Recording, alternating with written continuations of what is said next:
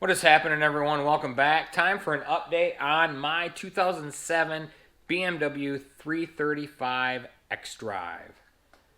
Well, then they call them XIs. So this car's been sitting here for a couple of years. Just really haven't had the desire to work on it, but I kind of need to for a couple of reasons. Number one, I want to get it off my lift. It's wintertime here in Michigan, and I really got some work to do with the Camaro, and I said I wasn't going to take this off the lift until I had it figured out.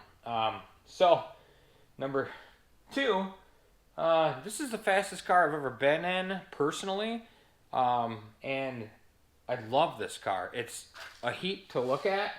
It was sideswiped when I got it, so I bought some door panels, front fender, and kind of pieced together the colors of the rainbow there, and then I quick list of upgrades: cone air filter intakes, MHD stage 2 plus tune, front mount intercooler, charge pipe with blow off valve, ARM catless downpipes. Pretty much the only form of resonation on this thing is a couple of flow-through mufflers. I think it's got index 9 injectors in it, so I'm okay there. And this thing on stage 2 plus was cruising. Oh yeah, T19 turbos. Yes, China Chargers. Those are definitely on there, and that's where I think I went wrong. When I put them on there, my stock turbos were blowing oil. The oil seals were bad. Probably should have just rebuilt them, but hey. These were only, I think, $700 on eBay. So I went that route, and I didn't set the waste gates. Didn't know I really needed to be honest with you. So I think that's what happened. I was pushing 30 pounds of boost, and the front bank 1, went lean. I think I have a wastegate issue now. I did a compression test. Every cylinder is perfect, so it's definitely not that. This thing has 150,000 miles on it, so I was kind of scared a little bit, but it's an N54.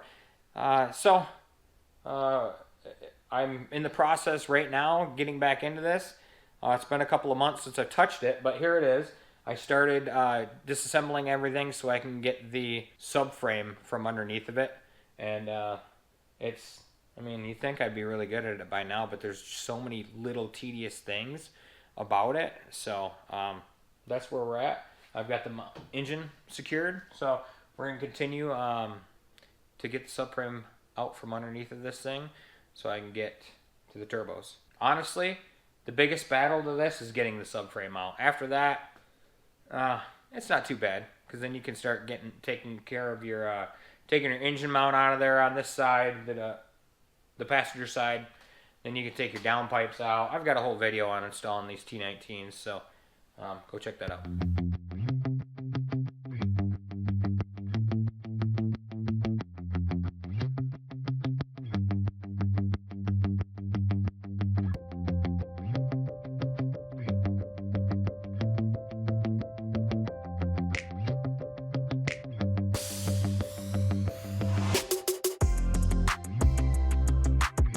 Alright guys, there she is. There's the subframe.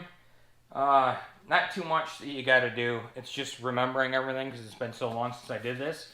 Plus, if you're doing it for the first time, you got to disconnect all your suspension, your steering rack. Plus, your steering rack slides in between the brackets here on the subframe. So the steering rack started to come down with it, and I forgot I had to pry that out from in there, which is really fun to put it back in, by the way.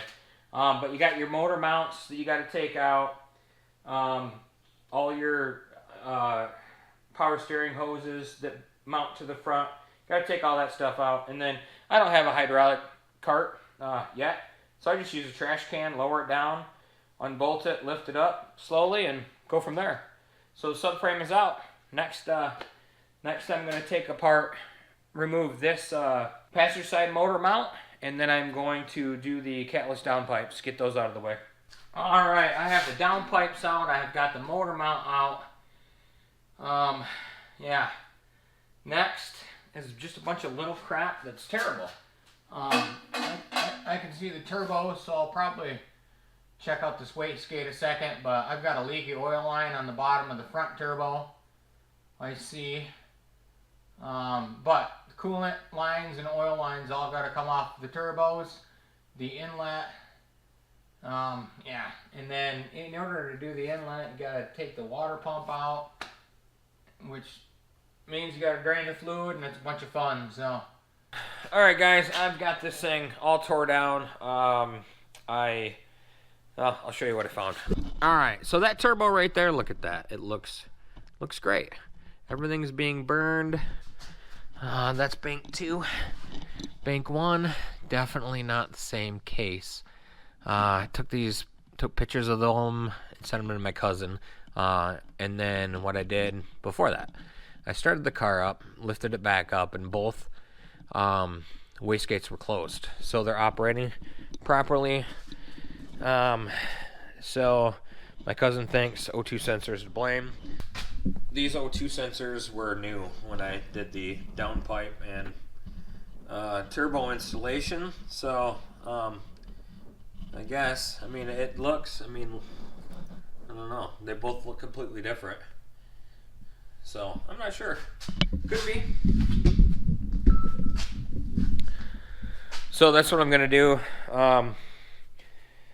Going to try and diagnose and see if it is one of those, if it's the O2 sensor, upstream O2 sensor for bank 1. So, I'm going to install them back in the downpipes, flip them, and then if I have the same issue on bank 2, then I guess I know what it is. If not, then back to the drawing board. So it looks like I'm at a campfire telling a scary story because of this huge halogen light in front of me. But anyway, I wanted to take a second and clarify something really quick. I swapped the O2 sensors, so now I'm ready to put the downpipes on.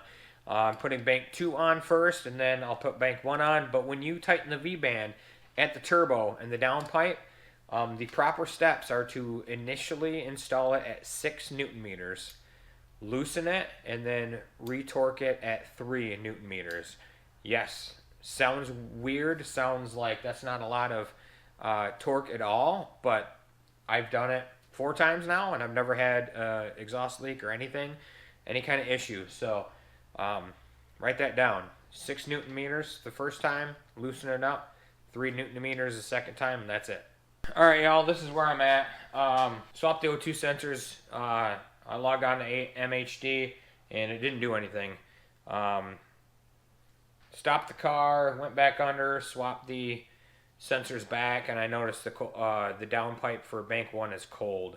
When I pulled the plugs to do compression on this thing, the plugs were clean. That tells me it's not getting fuel to cylinders 1, 2, and 3. I don't know why. Not a clue. Don't have a clue. I've gone through every fuse on this car as well, so I'm just not sure. I sent a list of all the codes and everything to my cousin, and we'll see if he's able to come up with anything. But for right now, I'm kind of thinking it's a fueling issue and probably going to start tearing into the fueling system in the top. But before I can do that, I got to get this engine hoist out of the way, which means I'm going to have to put the subframe back on the bottom of the car, which I just undid. So I guess that's what I do next.